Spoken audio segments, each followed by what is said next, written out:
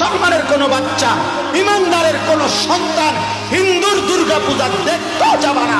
বলো ইনশাআল্লাহ, বলো ইনশাআল্লাহ। বেঈমানের দুর্গা পূজার মধ্যে একবার উকি দিতেও যেও না, তোমার ঈমান হুমকির মুখে পড়বে, তোমার ইসলাম হুমকির মুখে পড়বে, তোমার ধর্ম হুমকির মুখে পড়বে। ধর্ম তারজাত উৎসব সবার আমগো কোরবানির ঈদের দিন গরুর গোশত আর রুটি, চালের রুটি খেতে আই।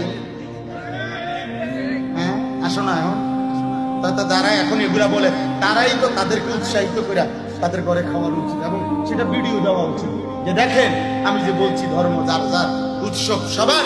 অতএব আজকের এই ঈদুল আজহার কোরবানির দিনে আমি 30 জন হিন্দুকে আপনাদের আশীর্বাদে আমি নিজে বসে থেকে গরুর গোশত ও রুটি খাইয়েছি। খাওয়া মাতবুরি শুধু মানুষের কান ধরে, নেতাগিরি শুধু পাবলিকের উপরে চাপায় দেওয়ার চেষ্টা।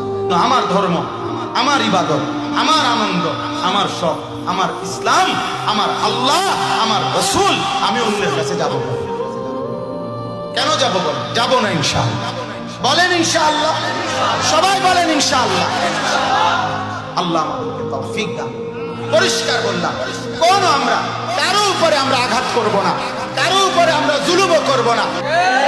ধর্ম যার যার, উৎসব সবার, এটা মিথ্যা কথা, এটা কুফরি কথা, এটা কাফেরের কথা, এটা বেঈমানের কথা, ইমানদারের কথা হইতে পারে না।